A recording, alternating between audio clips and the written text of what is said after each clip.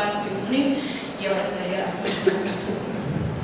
Esa referencia ha estado bien tomada porque hemos usado datos moleculares, tanto morfológicos también, para poder determinar qué es la identidad de la especie. Y en la parte de reptiles todos están en preocupación.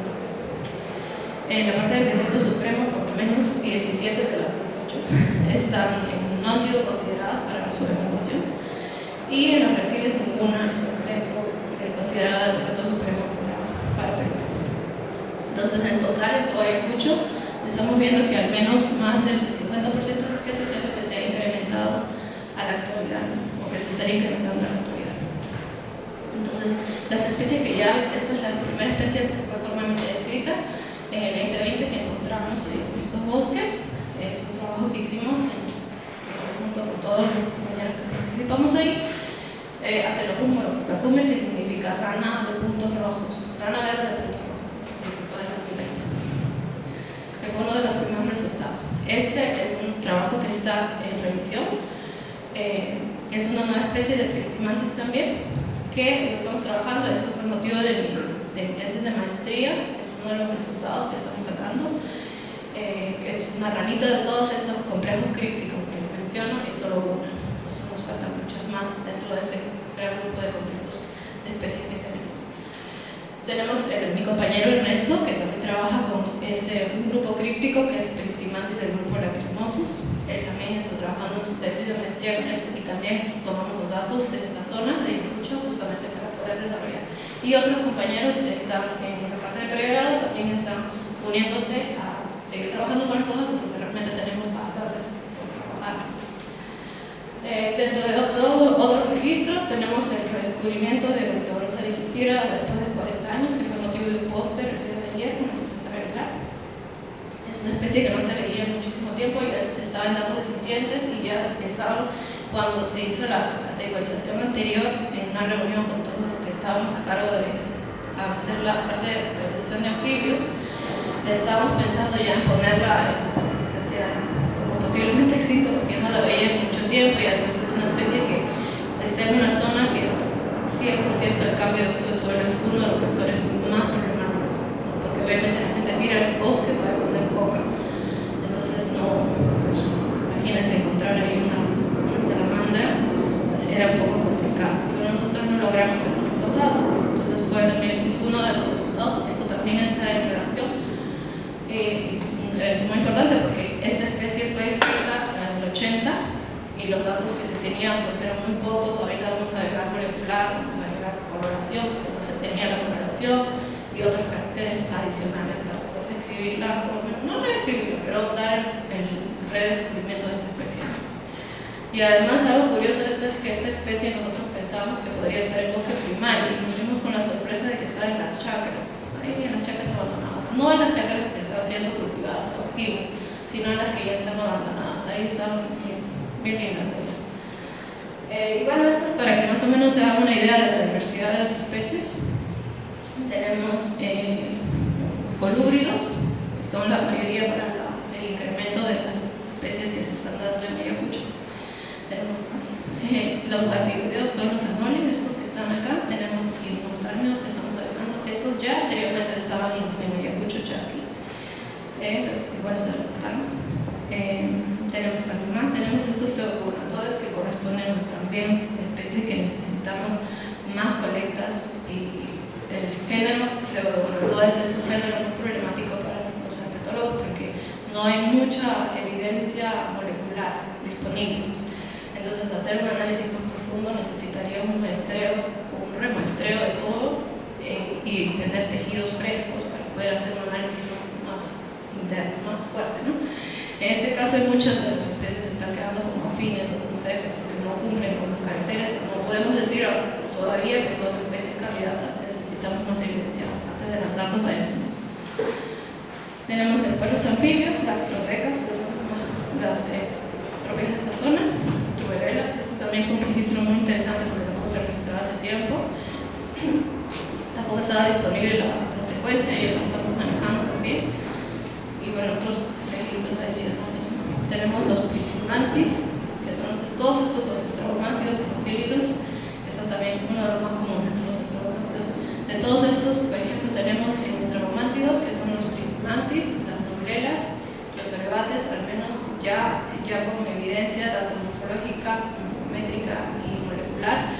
Tenemos una especie candidata nueva que podría ser de noblela, arebates y de prismantis. Entonces estamos trabajando todavía en todas estas cosas que les estoy diciendo.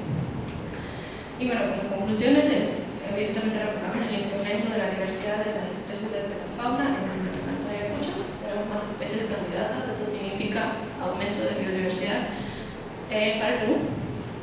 Tenemos más evidencias, ya con toda esta información, de la importancia de denominar a los bosques montanos de Ayacucho como un hotspot, como lo habían inicialmente propuesto la hipótesis, los autores estos que les mencioné que hablaban de la irreemplazabilidad de estas zonas, para determinar los mocos de diversidad biológica. Y es importante promover una área natural protegida que proteja los bosques montanos de Ayacucho, porque no hay ninguno. Lo más cercano es Megantoni, que es el Cusco, pero nosotros también me he ido para Cusco, entre todos los viajes, para justamente determinar cuáles de estas especies podrían estar pasando esta barrera geográfica importante que es el clima, y ver si realmente está funcionando como barrera para algunos grupos. Definitivamente funciona, al menos para herpetos. El Apurímac es una barrera muy importante porque separa géneros. Hay un género que solamente está al este, por así decirlo, ya por el noroeste y al este, que serían los briofrines, que son los dos estrabomántidos, que son ranitas de alta montaña, versus los frinopos, que son otro rango. Entonces hay mucho por hacer aún en estas zonas.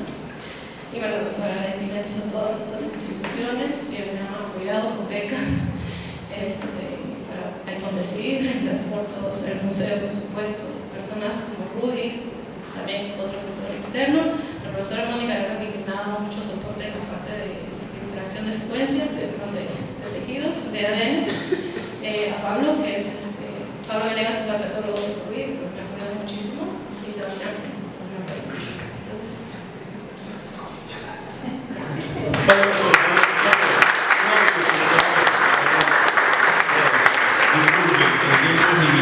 Si tienen preguntas para Valia, por favor, luego conversan con ella, la abordan a la salida. Y yo también tengo preguntas, pero esperaré para después. Gracias, Valia.